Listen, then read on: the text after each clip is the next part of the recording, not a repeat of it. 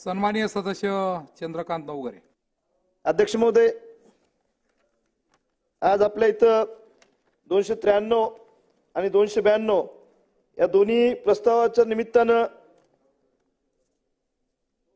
मी आज बोलण्यासाठी उभा आहे. आज आपण बघत असतान की या सरकारच्या माध्यमातून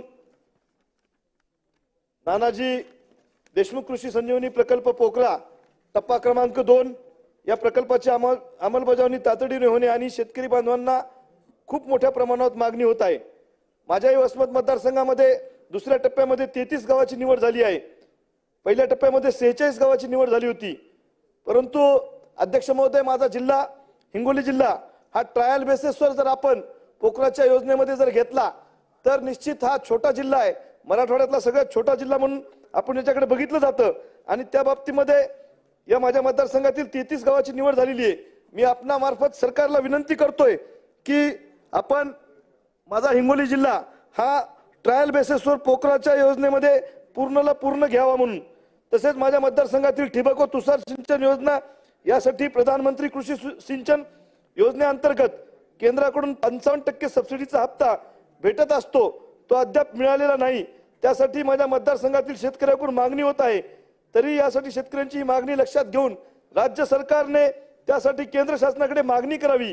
आज आपण बघत असतान की माझ्या मतदारसंघामधील ग्रामीण भागातील मोठ्या प्रमाणात जोडलेला आहे. 200 पेक्षाही जास्त गावे ही माझ्या वसमत मतदारसंघामध्ये येतात. माझ्या मतदारसंघात प्रामुख्याने शेती हा व्यवसाय मोठ्या प्रमाणावर केला जातो. दळणवळणासाठी शेती करण्यासाठी पांदन रस्त्याची आवश्यकता असते. ज्या पद्धतीने शरीरामध्ये रक्तवाहिन्या वाहतात त्याच पद्धतीनं ही शेतरस्ते आणि पांदन रस्ते महत्वाचे असतात. बुलेट ट्रेन पेक्षाही जर या देशाला गरज असेल तर ग्रामीण भागातील आमच्यासारख्या मतदारसंघामध्ये ग्रामीण मतदारसंघामध्ये शेतरस्ते आणि पांदन रस्त्याची खऱ्या अर्थानं तिथं आवश्यकता आहे. 19 ते 24 मध्ये जवळपास 220 शेतकऱ्यांनी दुष्काळी परिस्थितीमुळे आपल्या तिथं आत्महत्या केली आहे. त्यांना शासनाने मदत पण केलेली आहे. पण भविष्यामध्ये माझ्या मतदारसंघामध्ये शेतकरी आत्महत्या होऊ नयेत त्यासाठी सिंचनाची सुविधा, ठिबक सिंचन मध्ये सबसिडी असेल, यांत्रिकीकरणाच्या योजना असतील, कृषी पंपांना मोफत वीज असेल, शेतकऱ्यांना नमो शेतकरी महासन्मान निधी अंतर्गत थेट लाभ असेल किंवा दिवसा वीज मिळणं ही सुद्धा अत्यंत महत्वाची गोष्ट आहे. मुख्यमंत्री सोलार अंतर्गत शेतकरी यांनी शेतीसाठी सोलार पंप घेतले आहेत. पण त्यानंतर सोलार यांनी कुठल्याही प्रकारची दुरुस्ती त्यामध्ये होत नाही. 5 वर्षाची गॅरंटी म्हणून तिथं दिलेली आहे. पण सोलार CRI कंपनीने जवळपास 550 सोलार हे वसमत तालुक्यामध्ये बंद पडलेले आहेत. CRI कंपनीचे मॅनेजर्स आणि सोबत त्यांचा संपर्क केला असता ते सुद्धा कुठल्याही प्रकारची सर्व्हिस देत नाहीत. त्यामुळे मी आपणामार्फत विनंती करतोय की या कंपनीचे लायसन्स रद्द झाले पाहिजे आणि या मोटार दुरुस्ती झाल्याशिवाय पुढील मार्केटमध्ये किंवा मोटार किंवा कुठल्याही कंपनी सामान विक्रीस परवानगी सुद्धा देण्यात येऊ नये. कारण हा शेतकऱ्यांना फसविण्याचं काम त्यामार्फत चालू आहे. अध्यक्ष महोदय, आपण बघत असतान की माझ्या मतदारसंघामध्ये सोयाबीन पीक सुद्धा मोठ्या प्रमाणावर घेतलं जातंय. सोयाबीन हमी भावाने खरेदी करणं गरजेचं आहे. अध्यक्ष महोदय, मी आपणामार्फत सरकारला विनंती करतोय की अत्यंत महत्वाचे 2-3 मुद्दे राहिलेले आहेत. अध्यक्ष महोदय, आज आपण बघत असतान की हे सगळं होत असताना मराठवाड्यामध्ये सुद्धा आपला मराठवाडा हा सिंचनाच्या अनुशेषामध्ये आहे. पण जी काही सिंचनाची कामे आहेत त्या कामामध्ये काही मतदारसंघामध्ये मागच्या 5 वर्षाच्या काळामध्ये आमच्या विभागात सुद्धा पूर्णा नदीवर बॅरेजेस झालेले आहेत. त्यामुळे काही भाग हा शेतीचा सिंचनाखाली आलेला आहे, पण काही भाग राहिलेला आहे. त्यामुळे या नवीन सिंचनाच्या प्रकल्पाला आपण तिथं मान्यता दिली पाहिजे. आमच्या विभागामधून आज आपण हिंदू हृदय सम्राट बाळासाहेब ठाकरे समृद्धी महामार्ग झालाय. त्याच पद्धतीने एक शक्तीपीठ येत आहे. पण मी अध्यक्ष महोदय आपल्या मार्फत विनंती करतोय, या शक्तीपीठमुळे आमच्या विभागातील सगळे जे शेतकरी आहेत ते भूमिहीन होत आहेत. पुन्हा नव्यानं या सरकारनं विचार केला पाहिजे की या शक्तीपीठाच्या बाबतीमध्ये आणि ह्या शक्तीपीठ रद्द करावा अशी माझी मागणी तुमच्या मार्फत सरकारला आहे.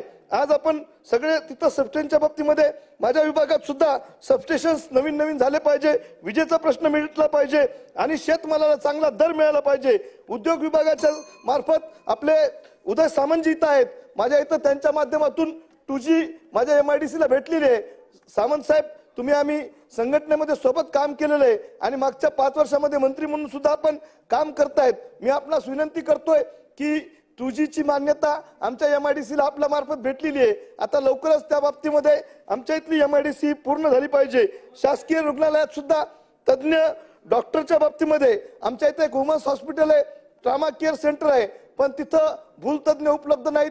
तिथं वेगवेगळे डॉक्टर जे आपल्याला पाहिजे त्या पद्धतीने तिथं उपलब्ध नाहीयेत आणि डॉक्टर व नर्सेसची खूप मोठ्या प्रमाणावर कमतरता आहे. राज्यातील पाणी पुरवठ्याच्या कार्यक्रमाच्या नियोजनबद्ध विकास हा झाला पाहिजे. यासाठी जलजीवन मिशन ही योजना सरकारनं सुरू केलेली आहे, पण याच्यात मध्ये सुद्धा खूप मोठ्या प्रमाणामध्ये त्रुटी तिथं आढळतात. आज आपण बघत असाल की हे सगळं करत असताना त्या सन्माननीय सदस्य योजनेला सरकार पैसे विजयजी देत आहे, वडेट्टीवार. पण या योजना नीटपणे राबवल्या जात नाहीत. अध्यक्ष महोदय, एक लास्ट विषय राहिलेला आहे. अध्यक्ष महोदय, 2 मिनिटांमध्ये विषय संपतोय. आणि त्या बाबतीमध्ये काम करत असताना अपंग वित्त महामंडळाचे सुद्धा थकीत कर्ज माफ झालं पाहिजे आणि त्या दिव्यांगांना सुद्धा त्या बाबतीमध्ये मुख्य प्रवाहात आणण्यासाठी आपण काम केलं पाहिजे. यासाठी मी आपल्याला करतोय, ज्या शेतकरी बांधवांना मागेल त्या ठिकाणी सौर कृषी पंप योजनेची 7-12 वगळून 8 चा उल्लेख करण्याबाबत सुद्धा माझी आपणास मागणी आहे. अध्यक्ष महोदय, आखरीचा विषय राहिलेला आहे माझ्या मतदारसंघातला अत्यंत महत्वाचा. त्यामध्ये वेगवेगळे नगर विकासच्या माध्यमातून असेल, वेगवेगळ्या माध्यमातून शेतकऱ्यांचे जे प्रश्न आहेत त्या शेतकऱ्यांच्या प्रश्नाला न्याय देण्यासाठी निश्चित आपल्या मार्फत मदत होईल ही मी अपेक्षा बाळगतो व थांबतो. जय हिंद, जय महाराष्ट्र.